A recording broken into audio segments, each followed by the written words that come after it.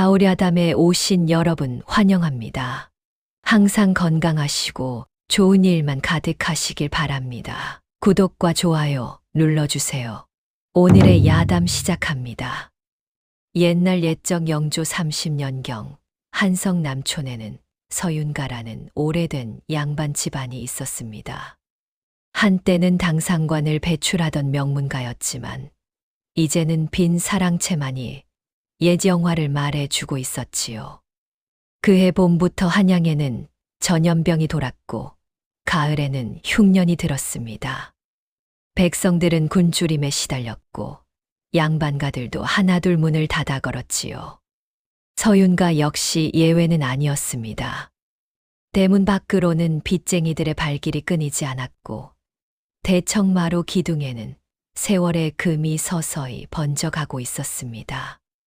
서윤가의 막내 도령 석건이는 26의 나이에도 혼처 하나 정하지 못한 처지였습니다. 좌랑을 지낸 부친이 세상을 떠난 뒤 형들은 모두 처가로 분가해버렸고 건이만이 기울어가는 집안을 홀로 지키고 있었지요. 그의 성품은 인자했으나 우유부단했고 지나칠 만큼 정직하여 세상 물정에는 어두웠습니다. 병약해 보이는 외모 탓에 과거 시험조차 제대로 보지 못했지요. 남은 재산이라고는 초라한 살림과 낡은 기와집뿐이었습니다. 그리고 한 가지 더 어릴 적부터 집안에 몸부쳐 살아온 하녀 연초가 있었습니다. 건이는 매일 아침 뜰을 쓸며 생각했습니다. 이 집안을 어찌 일으켜 세울 수 있을까 하고 말이지요. 연초는 22살의 하녀였습니다. 말수가 적고 성실하여 건이의 부친이 살아 계실 때부터 집안일을 도맡아 했지요. 그녀가 언제부터 서윤가에 있었는지는 아무도 정확히 알지 못했습니다. 부친조차 어릴 적부터 있었다는 말만 남겼을 뿐이었지요. 연초는 건이에게 한결같이 충성을 다했으나 그 이유에 대해서는 결코 입을 열지 않았습니다. 독립, 포목전 주인 남방수는 연초의 미모에 눈독을 들여 건이에게 그녀를 노비로 넘기라 압박하고 있었습니다. 건이의 유일한 친구인 백정의 아들 칠성만이 이를 염려하며 도움의 손길을 내밀고 있었지요. 건이는 가세가 기운 집안을 정리하며 근근히 살아가고 있었습니다. 봄날의 햇살이 마당에 가득하던 어느 날, 건이는 우연히 이상한 광경을 목격했습니다. 한밤중 마루 끝에 앉아 대문 쪽을 향해 절을 올리는 연초의 모습이었지요. 하나, 둘, 셋, 그녀는 꼬박 9번의 큰절을 올렸습니다. 건이는 다음 날 아침 넌지시 물었습니다. 연초, 밤에 잠은 잘 자는가? 예, 도령님. 편히 주무십니다. 연초는 태연하게 대답했으나 그녀의 눈가에는 지친 기색이 역력했습니다. 건이는 더 이상 묻지 않았지요. 하지만 그날 밤부터 건이는 밤마다 창문 틈으로 마당을 살폈습니다. 연초는 매일 밤 같은 시각, 같은 자리에서 똑같이 9번의 절을 올렸습니다. 마치 무언가에 빚진 사람처럼 혹은 무언가를 간절히 기원하는 사람처럼 말이지요. 건이의 가슴 속에 알 수 없는 불안이 스며들기 시작했습니다. 부친의 3년상이 끝나갈 무렵 집안 어른들이 모두 모였습니다. 유언장을 공개하는 자리였지요. 건이의 형들과 친척 어른들이 사랑채에 둘러앉았습니다. 훈장을 지낸 삼촌이 유언장을 펼쳐 읽기 시작했습니다.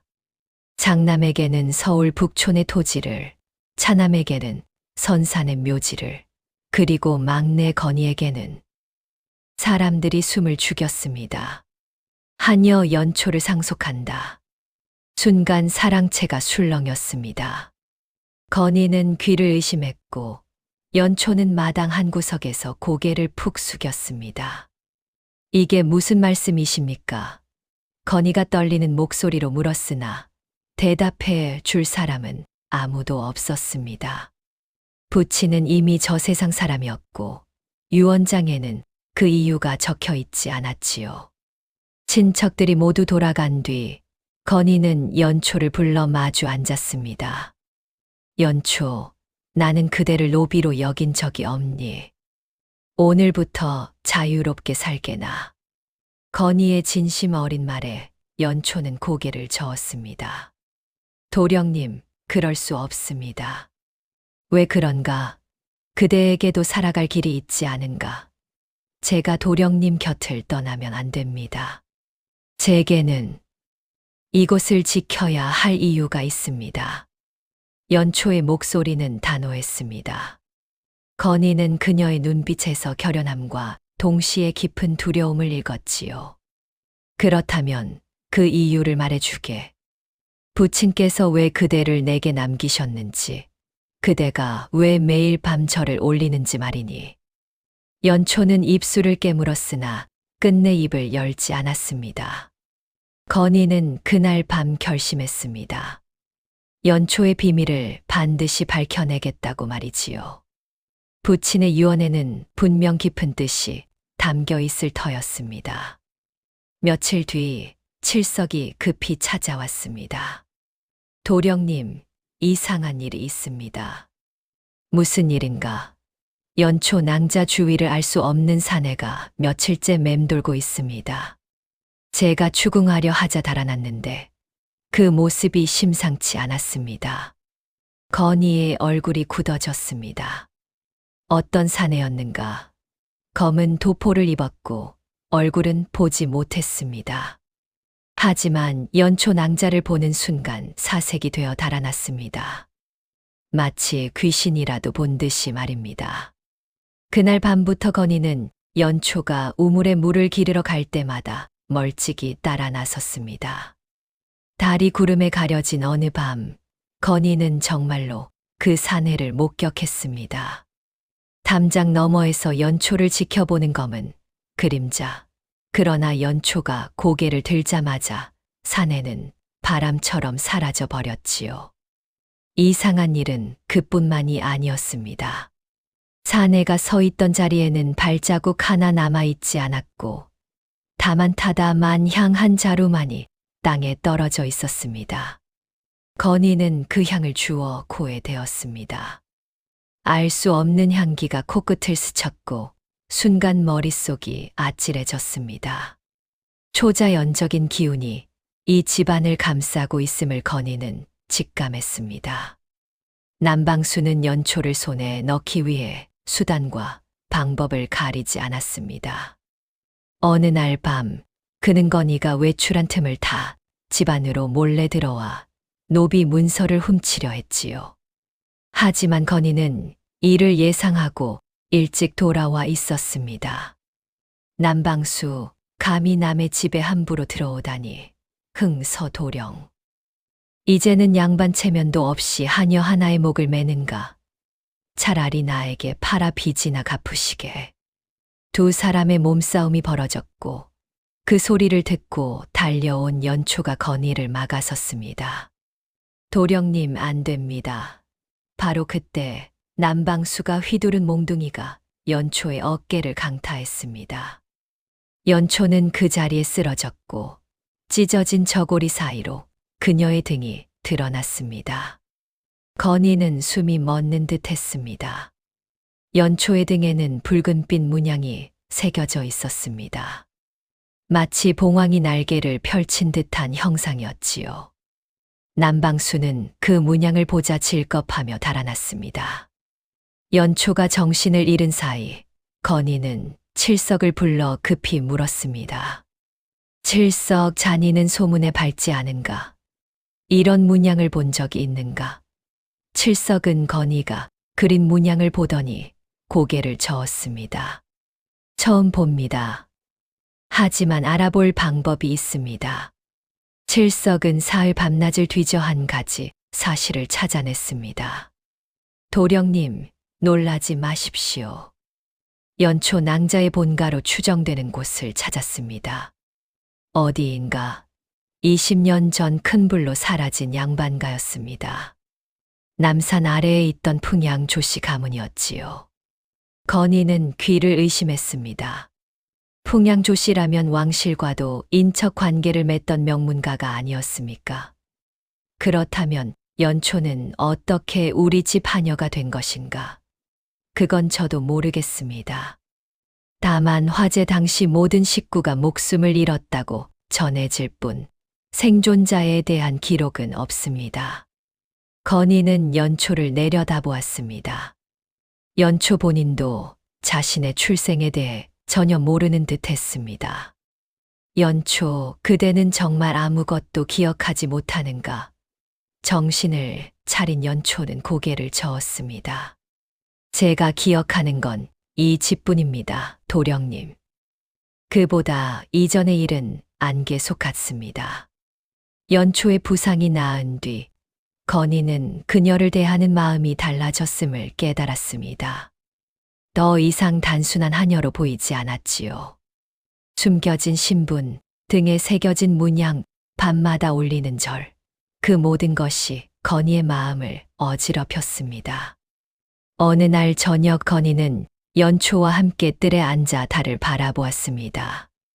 연초, 그대가 만약 양반가의 딸이었다면 어땠을까? 도령님, 그런 헛된 상상은 하지 마십시오. 헛되지 않니? 자니에게는 분명 숨겨진 과거가 있니? 연초는 고개를 떨구었습니다. 그녀의 눈가에 눈물이 맺혔지요. 도령님, 제가 누구든 상관없지 않습니까? 저는 그저 도령님 곁을 지키고 싶을 뿐입니다. 건희의 가슴이 뛰었습니다. 연초의 목소리에 담긴 진심이 느껴졌기 때문이었지요. 하지만 연초는 그날 밤부터 더욱 괴로워하기 시작했습니다. 꿈속에서 정체를 알 수 없는 목소리가 자신을 부르는 환청을 들었던 것입니다. 돌아오라. 네가 있어야 할 곳으로. 연초는 식은땀을 흘리며 잠에서 깨어났고 건희는 그녀가 밤마다 앓는 소리를 들으며 애가 탔습니다. 무언가가 연초를 찾고 있었습니다. 그것이 선한 것인지 악한 것인지는 아무도 알 수 없었지요. 건희는 결심했습니다. 무슨 일이 있어도 연초를 지켜내겠다고 말입니다. 소문은 빠르게 퍼졌습니다. 서윤가의 하녀가 사실은 20년 전 불탄 양반가의 생존자일지 모른다는 소문이었지요. 풍양 조씨 가문의 화재는 단순한 사고가 아니었습니다. 당시 조정에서는 영모 혐의를 두고 조사가 있었고 가문 전체가 역적으로 몰릴 뻔했던 사건이었습니다. 결국 관가에서 공문이 날아왔습니다. 하녀 연초를 당장 한성부로 데려오라. 건희는 경악했습니다. 연초가 관가에 끌려가면 무슨 일을 당할지 알 수 없었습니다. 안 됩니다. 연초는 아무 죄가 없습니다. 포졸들이 들이닥쳤고 건희는 몸을 던져 연초를 막아섰습니다. 비키시오 서도령, 관가의 명을 거역하시렵니까? 이 아이는 역적의 자손이 아닙니다. 증거도 없이 어찌 함부로 끌고 가십니까? 건희는 필사적으로 버텼으나 포졸들의 힘을 당해낼 수 없었습니다. 몸싸움 끝에 건희는 머리를 크게 다쳐 쓰러졌고 연초는 그의 이름을 부르며 울부짖었습니다. 도령님, 도령님, 바로 그때 칠석이 한성부 서리들을 데리고 나타났습니다. 잠깐, 이 사건에는 조작된 문서가 있습니다. 칠석은 남방수가 관가를 매수하여 연초를 빼앗으려 한 증거를 차지하는 것이었습니다. 포졸들은 물러갔으나 건희는 이미 의식을 잃은 뒤였습니다. 건희가 사흘 만에 깨어났을 때 연초는 그의 곁을 떠나지 않고 있었습니다. 도령님, 정신이 드십니까? 연초. 무사한가? 예, 도령님 덕분입니다. 건희는 안도의 한숨을 내쉬었습니다. 회복하는 동안 건이는 부친의 흔적을 찾기 위해 오래된 창고를 뒤지기 시작했습니다. 먼지 쌓인 괴짝 속에서 건이는 낡은 비단 보자기에 쌓인 문서를 발견했습니다. 부친의 친필이었습니다. 건이야, 이 글을 읽을 때쯤이면 네가 연초를 상속받았을 것이다. 놀랐겠구나. 하지만 이는 재산을 나눈 것이 아니라 너에게 한 가문을 지킬 의무를 맡긴 것이다. 건이의 손이 떨렸습니다. 연초는 서윤가가 30년 동안 숨겨 보호해 온 귀한 혈통이다. 그 아이의 등에 새겨진 문양은 봉황혈문이라 하여 왕실과 사직을 지키던 가문의 표식이니라.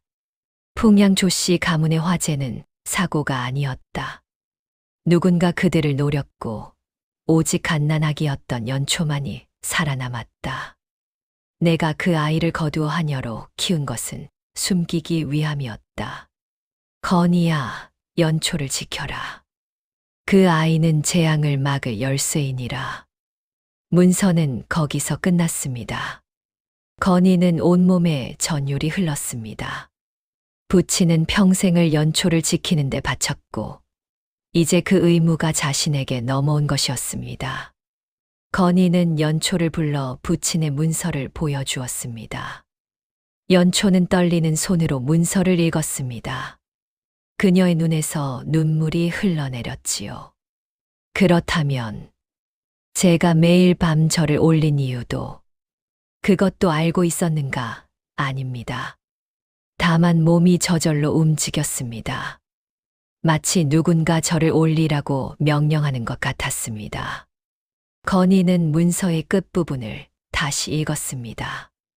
봉황혈문은 대대로 왕실을 지키는 의식을 행할 때 나타난다. 연초는 본능적으로 그 의식을 행하고 있는 것이다. 모든 것이 명확해졌습니다. 연초의 등에 새겨진 문양, 밤마다 올리는 절, 그리고 그녀를 노리는 검은 그림자까지 말이지요. 도령님, 저 때문에 도령님께서 이런 고생을 하시다니. 아니니, 연초. 이것은 우리 집안이 짊어진 운명이니. 아니, 이제는 나의 운명이기도 하니. 건이는 연초의 손을 꼭 잡았습니다. 그대가 누구든 무슨 혈통이든 상관없니. 나는 그대를 반드시 지켜낼 것이니. 연초는 처음으로 환하게 웃었습니다. 그 미소는 봄날의 햇살처럼 따스했습니다. 이튿날 건이는 부친의 오래된 친구였던 승지 어른을 찾아갔습니다. 서승지님, 부친께서 연초를 저에게 맡기신 진짜 이유가 무엇입니까? 노승지는 긴 한숨을 내쉬었습니다. 자니 부친은 평생 한 가지 비밀을 지켜왔니. 봉황혈문을 가진 자는 왕실의 비보를 여는 열쇠라는 사실 말일세. 비보라니요. 300년 전 태조께서 한양의 도읍을 정하실 때 왕실의 안녕을 위해 봉인한 보물이 있다니. 그것을 열 수 있는 것은 오직 봉황혈문을 가진 자뿐이지. 건이는 등골이 오싹해졌습니다. 그렇다면 연초를 노리는 자들은? 그러니 왕실 내부에도 그 비보를 탐하는 자들이 있다니. 심지어 일부 대신들까지 말일세. 노승지는 목소리를 낮췄습니다. 자니 부친이 연초를 자니에게 맡긴 것은 단순히 지키라는 의미가 아니니. 자니가 결단을 내려야 할 때가 올 것이니. 연초를 왕실에 바칠 것인가 아니면 끝까지 숨길 것인가 말일세. 건이는 주먹을 불끈 쥐었습니다. 선택의 순간이 다가오고 있었습니다. 건이의 예감은 빗나가지 않았습니다. 보름달이 뜬 어느 밤, 집안이 검은 옷을 입은 자들의 습격을 받았습니다. 연초를 내놓아라. 건이는 검을 들고 맞섰으나 상대는 숫자도 많고 무예도 뛰어났습니다. 칠석이 달려왔지만 역부족이었습니다. 결국 연초는 그들에게 붙잡혀 끌려갔고 건이는 칼에 베인 채 쓰러졌습니다. 연초, 건이의 절규가 밤하늘에 울려 퍼졌으나 소용없었습니다. 정신을 차린 건이는 칠석과 함께 그들의 뒤를 쫓았습니다. 도령님, 저들은 북쪽 산골짜기로 향했습니다. 그곳은 풍양조씨 가문이 불타기 전 비보를 숨겨두었던 곳이었습니다. 건이는 악착같이 말을 몰았습니다. 산골짜기에 도착했을 때 건이는 경악할 광경을 목격했습니다. 남방수가 검은 옷을 입은 자들과 함께 있었고 그 옆에는 조정 대신의 옷을 입은 인물이 서 있었습니다. 허허, 서윤가의 도령이 여기까지 찾아오다니. 하지만 늦었니. 연초는 바위에 묶여 있었고 그녀의 등에서는 봉황 문양이 붉은 빛을 발하고 있었습니다. 저 문양의 힘으로 비보를 열면 천하의 부귀가 우리 손에 들어온다. 건이는 절망에 빠졌습니다. 모든 것을 잃을 위기였습니다. 건이는 칼을 짚고 일어섰습니다. 연초를 놓아주시오. 놓아주다니. 이제 와서 무슨 힘으로 우리를 막겠다는 것인가. 건이는 품에서 문서 한 장을 꺼냈습니다. 서윤가의 토지 문서였습니다. 내게 남은 모든 재산을 드리겠소. 내 신분도 명예도 버리겠소. 대신 연초만은 돌려주시오. 사람들이 웃음을 터뜨렸으나 건이의 눈빛만은 진지했습니다. 그 아이는 하녀가 아니오. 나에게는 목숨보다 소중한 한 사람이오. 바로 그때 칠석이 뒤에서 신호를 보냈습니다. 건이는 한 성부의 군관들을 미리 불러놓았던 것입니다.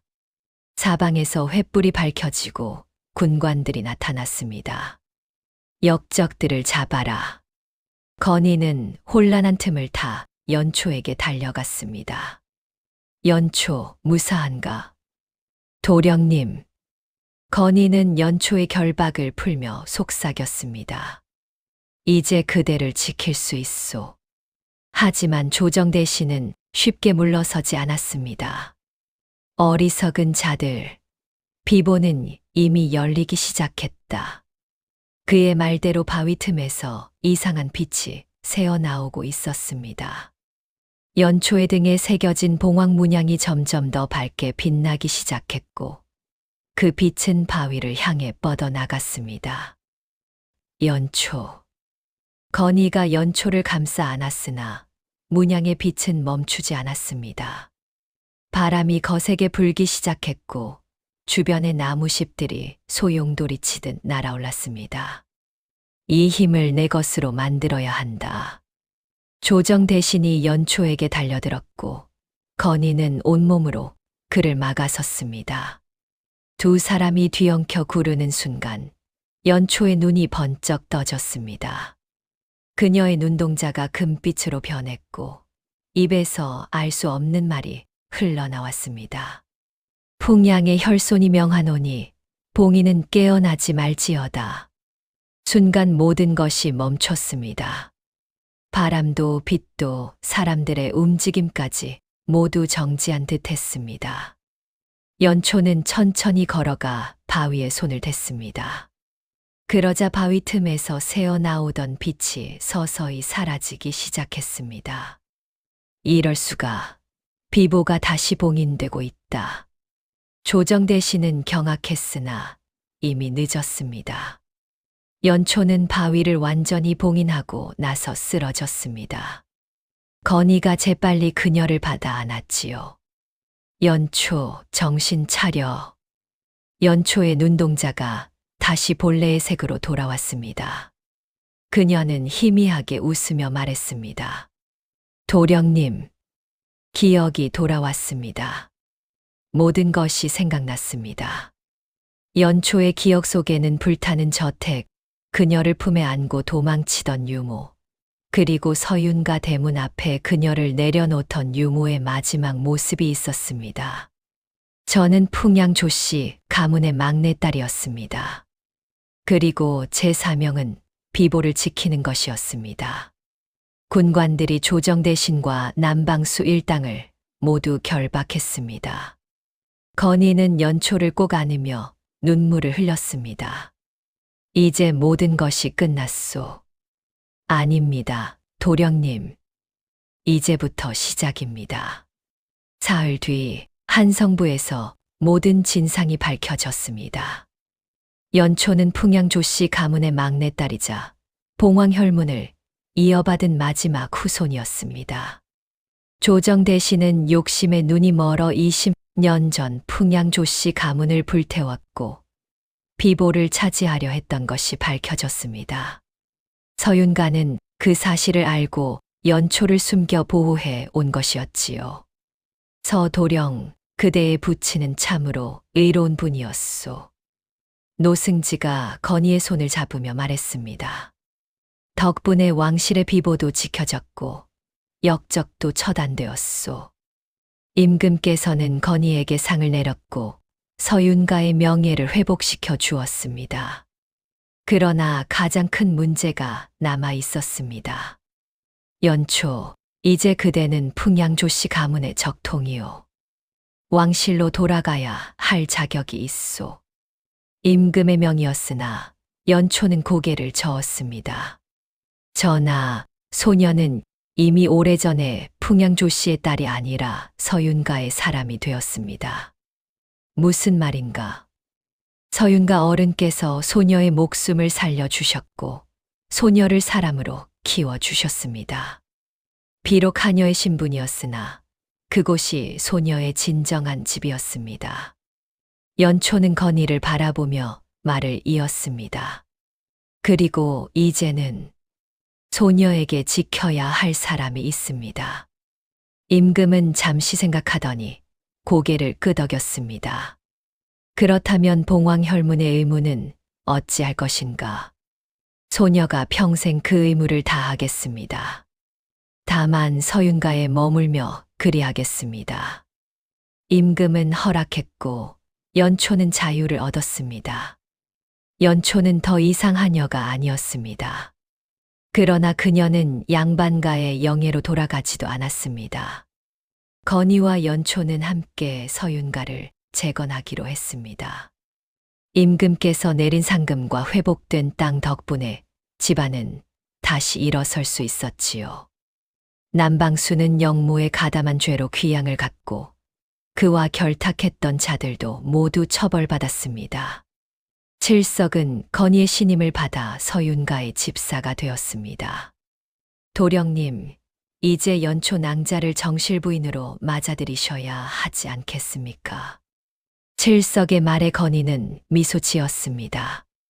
서두를 것 없니? 연초의 마음이 준비되었을 때 물을 것이니. 하지만 연초는 이미 마음의 결정을 내린 상태였습니다. 어느 가을날 저녁, 연초는 건희에게 다가가 조용히 말했습니다. 도령님, 소녀는 이제 하녀가 아니지만 평생 도령님 곁을 지키고 싶습니다. 연초, 도령님께서 허락하신다면 서방님으로 모시고 싶습니다. 건희는 연초의 손을 잡았습니다. 더 이상의 말은 필요 없었습니다. 두 사람은 그해 겨울 조촐한 혼례를 올렸습니다. 마을 사람들이 모두 모여 축하해 주었고 노승지도 주례를 서 주었지요. 세월이 흘러 서윤가는 다시 한번 명문가로 자리 잡았습니다. 건희는 조정에 나아가 청렴한 관리로 이름을 날렸고 연초는 그의 곁에서 현명한 내조를 아끼지 않았습니다. 그녀는 더 이상 하녀가 아니었으나 여전히 집안일을 돌보는 것을 즐겼습니다. 부인, 이제 하인들이 다 하는데 굳이 손수하실 필요가 있습니까? 건희가 물으면 연초는 환하게 웃으며 대답하곤 했습니다. 이것이 제 본분이었고 앞으로도 제 기쁨일 것입니다. 연초는 매달 보름날이면 여전히 대문을 향해 절을 올렸습니다. 자신을 지켜준 서윤가 어른들과 목숨을 걸고 자신을 구해낸 유모에게 감사를 전하기 위함이었지요. 어느 봄날 건이와 연초는 뜰에 앉아 꽃 구경을 하고 있었습니다. 부인, 우리의 인연이 참으로 기이하지 않소. 그렇습니다, 서방님. 하녀와 도령의 만남이 이토록 큰 사건을 불러올 줄 누가 알았겠습니까? 건이는 연초의 손을 잡으며 말했습니다. 하지만 나는 그 어떤 신분으로 만났든 결국 그대를 사랑하게 되었을 것이오. 연초는 고개를 숙이며 수줍게 웃었습니다. 그리고 건이의 옷깃을 정성스럽게 매만지며 속삭였습니다. 서방님, 인연은 어느 누구의 신분으로도 바뀌지 않는 법이지요. 소녀는 이 생에서 서방님을 만난 것이 가장 큰 복이라고 생각합니다. 세상에는 수많은 인연이 있습니다. 하지만 진정한 인연은 신분이나 처지를 뛰어넘어 두 마음을 하나로 만드는 법이지요. 건이와 연초는 서로를 지키며 평생을 함께 살았고 그들의 이야기는 오랫동안 사람들의 입에 오르내렸습니다. 다음 영상을 빠르게 만나보시려면 좋아요와 구독을 눌러주세요. 그럼 더 재미있는 영상으로 찾아뵙겠습니다. 모두 행복한 하루 보내세요.